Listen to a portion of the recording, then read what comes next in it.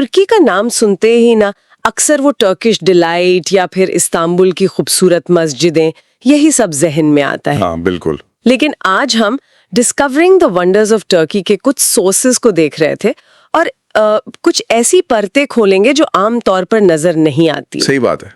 ये देश वाकई दुनिया का चौराहा है और हमारी जो आम धारणाएं हैं ना, वो शायद पूरी कहानी नहीं बताती। तो चलिए जरा गहराई में उतरते हैं। बिल्कुल। और ये सोर्सेज यही दिखाते हैं कि तुर्की सिर्फ मतलब एक खूबसूरत डेस्टिनेशन नहीं है। ये इतिहास, संस्कृति, भूगोल सबका एक बड़ा ही जटिल संगम है। जो हम ऊपर ऊपर से जानते हैं वो तो बस एक छोटा सा हिस्सा है।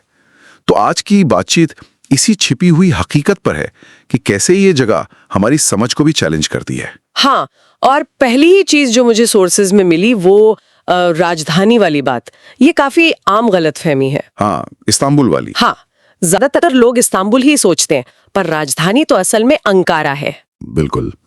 और ये मुस्तफा कमाल अतातुर्क ने 20वीं सदी में से चुना था। क्यों? मतलब कोई खास वजह? हाँ, देखिए, ये सिर्फ एक एडमिनिस्ट्रेटिव फैसला नहीं था। अंकारा ज्यादा सेंट्रल लोकेशन पर है और शायद उस समय के हिसाब से ज्यादा स्ट्रेटेजिक, ज्यादा सुरक्षित माना गया। अच्छा। ये एक तरह से तुर्की की जो नई मॉडर्न पहचान बन रही थी उसका हिस्सा था। ओके। और इसी से जुड़ी एक और दिलचस्प बात है तुर्की का 2 महाद्वीपों में होना। हाँ, यूरोप और एशिया। करेक्ट। इस्तांबुल शहर खुद बॉस्फोरस स्ट्रेट के दोनों तरफ फैला हुआ है। ये सचमुच में एक पुल जैसा है। फिजिकल भी और कल्चरल भी। एग्जैक्टली। पूरब और पश्चिम के बीच। ये सिर्फ भूगोल नहीं है, ये तुर्की की पहचान का, उसकी डीएनए का हिस्सा है। वाह, तो ये सिर्फ जमीन का बंटवारा नहीं बल्कि संस्कृतियों का मिलन बिंदु।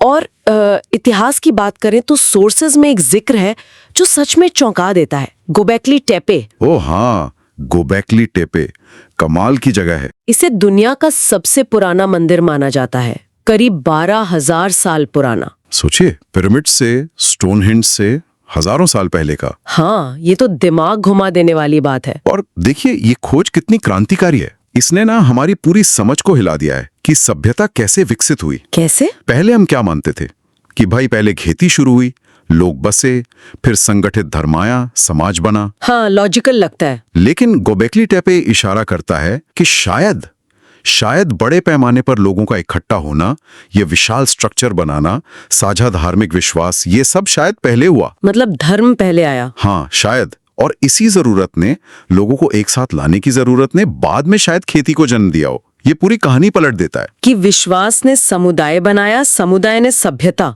वाओ। बिल्कुल। ये दिखाता है कि इतिहास कितना जटिल है और हमारी समझ कैसे लगातार बदल रही है। सच में इतिहास की कहानी उतनी सीधी नहीं है। अच्छा, इतिहास से ही जुड़ी एक और कड़ी है सोर्सेज में जो आज के जमाने से जुड़ती है और क्रिसमस की वजह से शायद ज्यादा चौंकाने वाली है। आप सेंट निकोलस की बात कर रहे हैं? हाँ, सांता क्लॉज। उनका जन्म तुर्की में हुआ था, पतारा शहर में। हाँ जी, बिल्कुल। वो 4वीं सदी के एक ईसाई बिशप थे, बहुत दयालु माने जाते थे। और वही बाद में सांता क्लॉज बन गए। हाँ, मतलब उनकी कहानी, उनकी उदारता की कहानियां फैली, समय के साथ मिथक बना और धीरे धीरे वो आज के सेंटा के रूप में विकसित हो गए। ये अपने आप में कमाल की कल्चरल जर्नी है। ये तो सोचा ही नहीं था कि क्रिसमस का इतना बड़ा सिंबल, उसकी जड़ें तुर्की में है। यही तो ये दिखाता है कि कैसे ग्लोबल प्रतीक भी कितनी अनपेक्षित जगहों से जुड़े हो सकते हैं। तुर्की की विरासत कितनी परतदार है। प्राचीन ईसाई इतिहास भी उसका एक अहम हिस्सा है। और इसी तरह की एक और अनोखी कल्चरल परत है इस्तांबुल की बिल्लियां। सोर्सेज में इसका भी जिक्र है। हाँ, इस्तांबुल और बिल्लियां तो जैसे एक दूसरे के पर्याय हैं। हर जगह दिखती हैं, सड़कों पर, दुकानों में, मस्जिदों के अंदर भी, और लोग उनका बहुत सम्मान करते हैं। बिल्कुल। उन्हें शहर का एक तरह से आध्यात्मिक गार्डियन जैसा मानते हैं। वो केडी नाम की एक बहुत मशहूर डॉक्यूमेंट्री भी है इसी पर। हाँ, देखिए मैंने, बहुत खूबसूरत है। ये चीज दिखाती है कि कैसे गहरी सांस्कृतिक और शायद आध्यात्मिक मान्यताएं भी रोजमर्रा की जिंदगी में झलकती हैं। ये सिर्फ जानवरों से प्यार नहीं है, ये उससे कहीं ज्यादा गहरा है। उन्हें समुदाय का हिस्सा माना जाता है। सही कहा। ये रवैया तुर्की समाज के एक बड़े ही अनूठे पहलू को दिखाता है, जहां परंपरा और मॉडर्निटी साथ साथ चलते हैं। तो इन सब बातों को अगर हम जोड़कर देखें, राजधानी का सच, दुनिया का सबसे पुराना मंदिर, सांता क्लॉज का कनेक्शन, बिल्लियों का सम्मान, तो क्या तस्वीर उभरती है?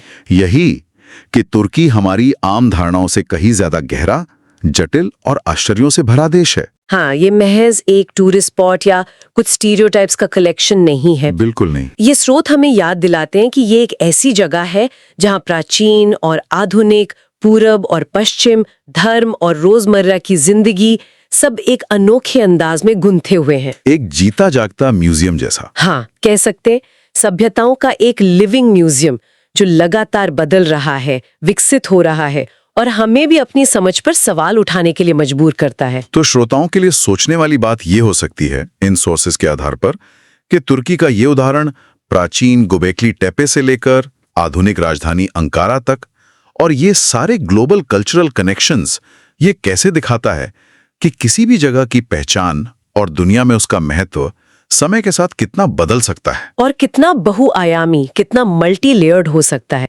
सोचने के लिए एक अच्छा सवाल है।